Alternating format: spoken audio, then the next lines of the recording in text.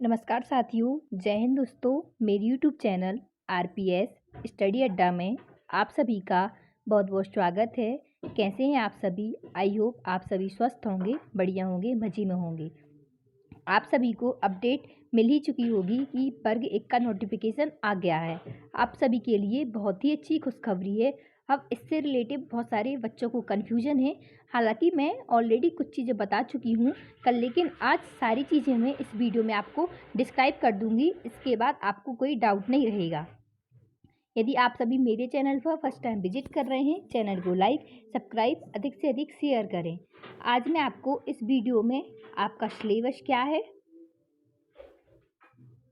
क्या कुछ चेंजेस हुए हैं हमारी वर्ग 1 की परीक्षा में, जैसे कि नेगेटिव मार्किंग जुड़ गई है इससे रिलेटिव नेगेटिव मार्किंग जुड़ गई है उससे रिलेटिव, और आपकी एज क्या रहेगी, कौन कौन फॉर्म डाल सकता है, फर्स्ट ईयर वाले डाल सकते हैं कि फाइनल वाले, इसके लिए आपकी क्वालिफिकेशन क्या है, एग्ज़ाम पैटर्न क्या रहेगा, नेगेटिव मार्किंग कैसी रहेगी, सेंटर कहाँ कहाँ है, इसकी फ़ीस क्या रहेगी, फॉर्म कब से डलना प्रारंभ होंगे, लास्ट डेट कब है, कौन कौन से सब्जेक्ट दिए गए हैं, आखिर होता क्या है वर्ग 1, सारे डाउट आपके एक ही वीडियो में क्लियर हो जाएंगे। बस आपको लास्ट तक बने रहना है।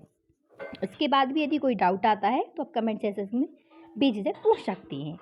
देखिए, आप जैसा कि कल वर्ग 1 का नोटिफिकेशन आ चुका है। अब ये नहीं पूछना कि वर्ग 2 का कब आएगा, वर्ग 3 का कब आएगा, क्योंकि हमारे हाथ में तो है नहीं। जैसे ही नोटिफिकेशन आएगा मैं आप सभी को अपडेट करती रहती हूँ। जैसे ही आएगा मैं आपको वर्ग 2 वर्ग 3 का भी बता दूँगी। हालांकि अभी वर्ग 1 का आया है। बहुत सारे कैंडिडेट को डाउट भी है कि मैं वर्ग 1 का करूँ या पटवारी का, वो अपने अकॉर्डिंग चॉइस रख सकते हैं। बहुत सारे कैंडिडेट ऐसे हैं जो दोनों के लिए एलिजिबल हैं, जिन्होंने बीएड और मास्टर डिग्री करके भी रखी है, और पटवारी के लिए तो उनका ग्रेजुएशन होगा ही। वो अपने अकॉर्डिंग अपनी चॉइस रख सकते हैं, क्योंकि दोनों चीज़ अलग अलग हैं और एग्ज़ाम लगभग सेम टाइम है। तभी मार्च में इसका भी एग्ज़ाम है और वर्ग 1 का भी है इसलिए, या तो फिर आपको यदि साथ में रखना है दोनों चीज़, उसके लिए बहुत मेहनत की ज़रूरत पड़ेगी, एकदम अलग हो जाएगा। जो ऑलरेडी पहले से तैयारी में वो ही ऐसा कर सकते हैं। हालांकि एक चीज़ ही करना वो ज़्यादा बेटर है। मध्य प्रदेश कर्मचारी चयन मंडल भोपाल, मध्य प्रदेश शासन स्कूल शिक्षा विभाग, मध्य प्रदेश शासन जनजाति कार्य विभाग यानी कि स्कूल शिक्षा विभाग और ट्राइबल विभाग, आपके देखिए आवेदन 12 जनवरी से प्रारंभ हो जाएंगे। यानी कि आपके जिस दिन स्वामी विवेकानंद जी की जयंती रहती है, 12 जनवरी से आपके फॉर्म डलना प्रारंभ हो जाएंगे।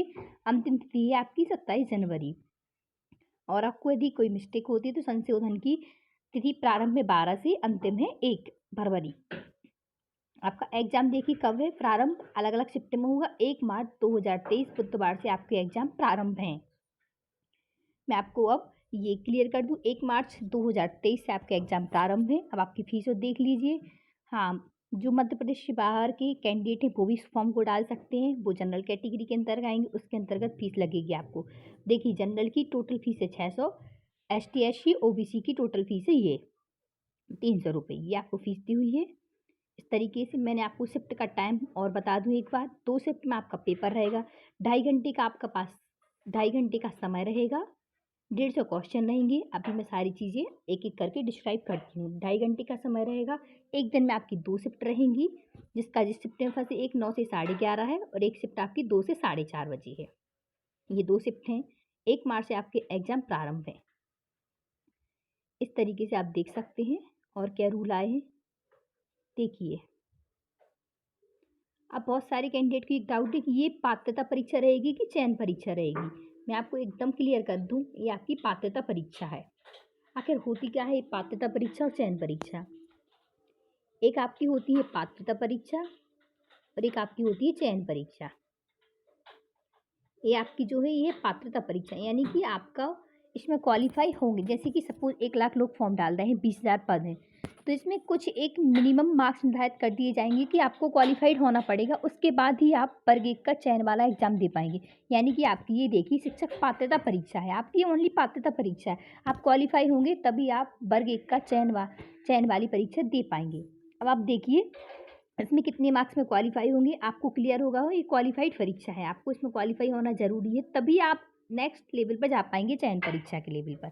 देखिए ये लिखा है, शिक्षक पात्रता परीक्षा में अहल होने के लिए प्रवर्गवार न्यूनतम अंकों का प्रतिशत ST SC OBC इन तीनों कैंडिडेट के लिए 50%, यानी कि आपका पेपर होता है 150 नंबर का, 150 का आपको 50% चाहिए, आप 150 का 50% निकाल लीजिए। ST, SC, OB और आर्थिक रूप से कमजोर वर्ग के लिए 75, यानी कि आपको ST, SC, OBC आर्थिक रूप से कमजोर वर्ग हैं और दिव्यांग वर्ग हैं, उनके लिए क्वालिफाई मार्क्स है आपकी 75, और जनरल और अदर के हैं उनके लिए 60%। अदर के लिए 60% है। आप देखिए मैं आपको बताती हूँ, 150 का आप 60% निकालिए,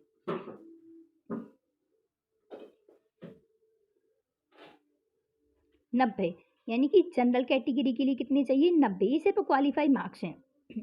अनुसूचित जाति, जनजाति, अन्य पिछड़ा वर्ग, आर्थिक रूप से कमजोर अभ्यर्थी, मैंने आपको बता दिया है ये आपकी पात्रता परीक्षा है। यहाँ पर आपके ST, SC, OBC के लिए 75 और जनरल के लिए 90, इतने नंबर चाहिए पड़ेंगे। आपको एक चीज़ क्लियर हो गई, पात्रता परीक्षा, इसके बाद आपकी चयन परीक्षा होगी और आपकी आजीवन रहेगी ये पात्रता, ऐसा नहीं कि आपको फिर देनी पड़ेगी। देखिए ये लिखा है, शिक्षक पात्रता परीक्षा की वैधता आपकी आजीवन रहेगी। यदि आप 2018 में दे चुके हैं या आप देंगे तो आपकी ऑल टाइम रहेगी, इसके बाद ही आप चयन परीक्षा दे पाएंगे। आपको देखिए दूसरी चीज़, मुख्य चीज़ें मैं आपको बता दे रही हूँ। PD आप PB की वेबसाइट से डाउनलोड कर लीजिएगा, जो खास चीज़ें मैं वो आपको क्लियर कर दे रही हूँ, वरना PDF बहुत लंबी है। आपका वेतन है 36,200, स्टार्टिंग सैलरी आपकी ये है।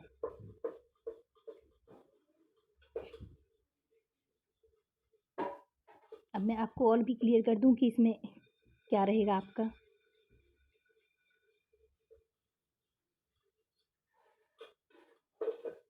आपकी इस बार माइनस मार्किंग जुड़ गई है, यानी कि नेगेटिव मार्किंग है। अब आप देख लीजिए क्या नेगेटिव मार्किंग है आपकी इस बार। विभागीय नियमों के अनुसार प्रत्येक प्रश्न 1 अंक का होगा, ऋणात्मक मूल्यांकन प्रति 4 प्रश्न, यानी कि 0.25 की है, यानी कि 4 प्रश्न गलत होने पर आपका 1 नंबर काट लिया जाएगा सही में से।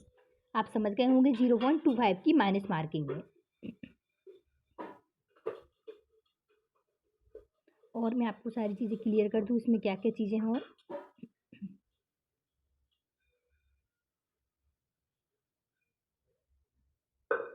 आपका इसमें फाइनल का और मैं बता दी रही हूँ कौन कौन कैंडिडेट फॉर्म डाल सकते हैं। इसमें मैं आपको सारी चीज़ें क्लियर कर रही हूँ। ये मैंने आपको तिथि बता दी है एग्ज़ाम की, फीस भी मैं आपको बता चुकी हूँ किस कैटेगरी की। ये आपकी परीक्षा की सेंटर है बालाघाट, आप ये स्क्रीनशॉट ले लीजिएगा जो मेन चीज़ें हैं।